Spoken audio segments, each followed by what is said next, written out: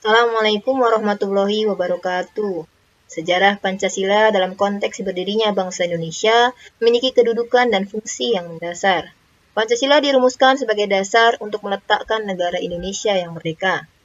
Perkembangan Pancasila dari masa kemerdekaan hingga sekarang melewati beberapa fase. Yang pertama, pada awal kemerdekaan. Pada masa ini, nilai persatuan dan kedaulatan tinggi. Pancasila disepakati sebagai dasar negara yang menyatukan keberagaman. Namun, gagasan Pancasila dan pembukaan UUD 1945 belum sepenuhnya dapat terwujud. Yang kedua, masa Republik Indonesia Serikat. Pada periode ini, Pancasila masih menjadi dasar, namun penerapan demokrasi liberal dianggap kurang sesuai dengan nilai musyawarah pada sila keempat dan menyebabkan ketidakstabilan. Selanjutnya, pada masa demokrasi terpimpin, tahun 1959 sampai 1966. Pada masa ini, sangat menekankan persatuan nasional, namun cenderung memusatkan kekuasaan. Selain itu, terjadi ketidakstabilan ekonomi dan politik, serta meningkatnya ketidakstabilan ideologis yang berpuncak pada peristiwa G30 SPKI pada tahun 1965.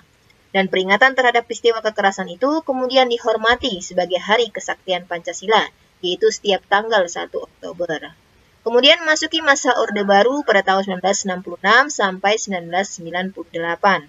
Pada periode ini, Pancasila dimodifikasi dengan tambahan Eka Prasetya Pancakarsa atau 36 butir P4, yang tidak hanya berfungsi sebagai dasar negara, tetapi difungsikan juga sebagai sarana pembentukan moralitas individu.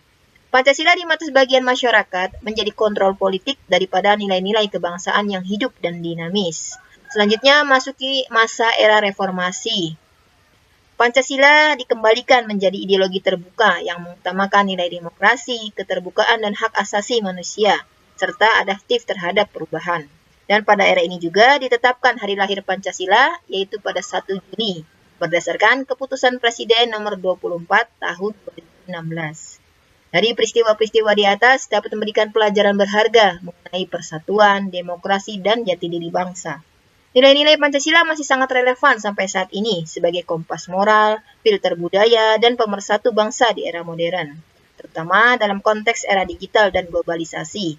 Mempelajari Pancasila sangat penting bagi generasi muda untuk memahami perjuangan pahlawan dan menanamkan rasa nasionalisme yang kuat, sekaligus mempersiapkan generasi muda menjadi pemimpin masa depan yang beradab dan berwawasan kebangsaan. Demikianlah dinamika Pancasila dalam kemerdekaan Indonesia. Semoga video ini dapat memberikan manfaat untuk kita semua.